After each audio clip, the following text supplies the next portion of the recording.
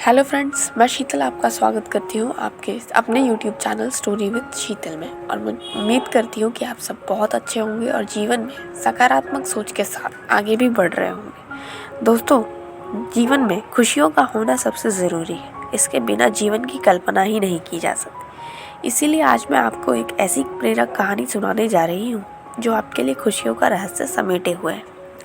इस रोचक कहानी में एक सेठ जी जो हीरो के व्यापारी हैं और जो दिल्ली से मुंबई हीरो का व्यापार करते हैं। एक दिन सेठ जी बहुत से हीरे दिल्ली से मुंबई ले जा रहे थे। उन हीरो की कीमत करोड़ों में थी। इन हीरो को सेठ जी ने एक पोटली में बांधकर अपने पास रख लिया था। सेठ जी जैसे ही दिल्ली से मुंबई जाने वाली ट्रेन में चढ़े, एक चोर भी उनके साथ ट्रेन में चढ़ गया। इस चोर को यह पता चल गया था कि आज सेठ जी करोड़ों के हीरे लेकर मुंबई जा रहे हैं। दिल्ली से मुंबई जाने में 2 रातों का समय लगना था।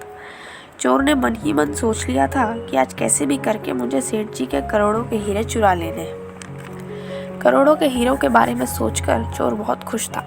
यदि यह करोड़ों के हीरे उसके हाथ लग जाएं, तो वो अपनी पूरी जिंदगी आराम से गुजार सकता है। चोर की हरकतों को देखकर सेठ जी को शक हो गया कि यह चोर है, और वह समझ गए। क्योंकि चोर को रात में चोरी करनी थी, इसलिए वह शाम 7 बजे ही सो गया।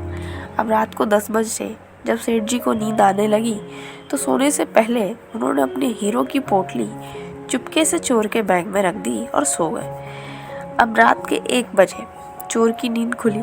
उसने तुरंत हीरो की पोटली को चुराने के लिए सेठ जी के सामान को चेक करना शुरू कर दिया, लेकिन लाख कोशिशों के बाद भी उसे वहाँ कोई हीरा नहीं मिला। अब चोर सेठ जी के कपड़ों में हीरा खोजने लगा। उसे वहाँ भी हीरे न मिले। चोर ने सेठ जी के आसपास सभी जगह पे हीरो को खोजा, लेकिन बहुत मेहनत करने के बाद भी उसे हीरो से भरी पोटली न मिली। अब सुबह के 5 बज गए थे। चोर बहुत थक गया था। उसने सोचा कुछ देर सो जाऊं ताकि थकान उतर सके। चोर सो गया।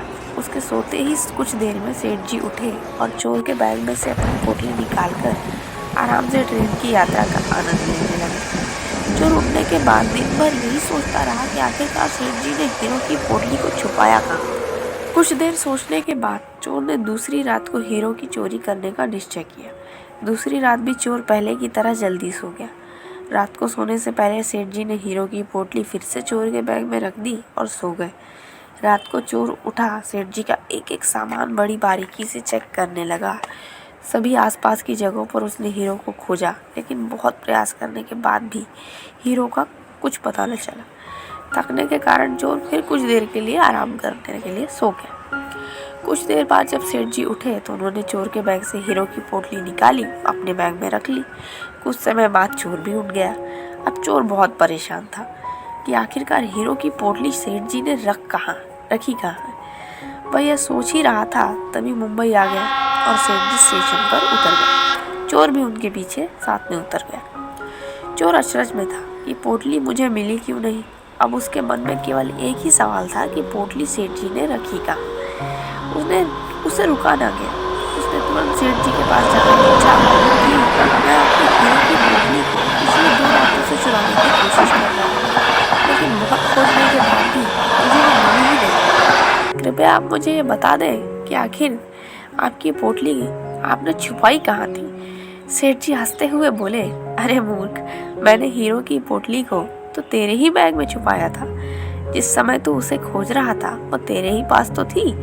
तू जिन हीरो को बाहर खोजता रहा वो असल में तेरे ही पास थे। तू उस समय खुद को कंगाल और चोर समझ रहा था, जबकि असल में उस समय तो तू करोड़पति था, करोड़पति। सेठ की बात सुनकर चोर दंग रह गया। उसने आगे से कोई भी चोरी न करने की कसम खाई और चला गया। दोस्तों, ये कहानी कोई साधारण कहानी नहीं है, बल्कि इसमें जीवन की बहुत बड़ी शिक्षा या कहें तो खुशियों का रहस्य छुपा हुआ है। हम सब भी उस चोर की तरह ही हैं। हम सब अपने जीवन में खुशियाँ चाहते हैं और उसे बाहर खोजते रहते हैं। कभी किसी वस्तु में अपनी खुशी ढूंढते हैं, तो कभी किसी व्यक्ति में। पता नहीं किस किस चीज़ों में और किन किन लोगों में हम अपनी खुशियों का जीवन भर ढूंढते रहते हैं, लेकिन असली खुशी आखिर मिल ही नहीं पाती। कभी मिलती भी है तो टिक नहीं पाती, क्योंकि हम इस बात से अनजान हैं कि असली खुशी कहीं बाहर नहीं बल्कि खुद के अंदर छिपी होती है। अपनी सभी खुशियों का एकमात्र स्रोत हम ही खुद हैं। जैसा कि कबीर ने कहा है, कस्तूरी कुंडल मृसे मृग ढूंढत मन माही, ज्यों घट घट में राम है दुनिया देखत नाई। अर्थात जिस प्रकार एक कस्तूरी हिरण कस्तूरी की खुशबू को जंगल में ढूंढता फिरता है, जबकि वह सुगंध उसकी अपनी ही नाभि में मौजूद कस्तूरी से आ रही है, लेकिन वह उसे बाहर ढूंढ रहा होता है। वह जान ही नहीं पाता कि जिस खुशबू का दीवाना बना हुआ वह यहाँ से वहाँ खोजता फिर रहा है, वह दरअसल उसी से आ रही है। ठीक इसी प्रकार हम भी अपनी खुशियों को बाहर की वस्तुओं और लोगों में ढूंढते रहते हैं, और वह यह कभी समझ ही नहीं पाते कि खुशियों का रहस्य या असली खुशी तो हमारे अंदर ही मौजूद है। आशा करती हूँ आपको कहानी पसंद आई होगी। कहानी अगर पसंद आई है तो इसे लाइक शेयर ज़रूर करें। कमेंट बॉक्स में जाकर अपने सुझाव ज़रूर लिखें।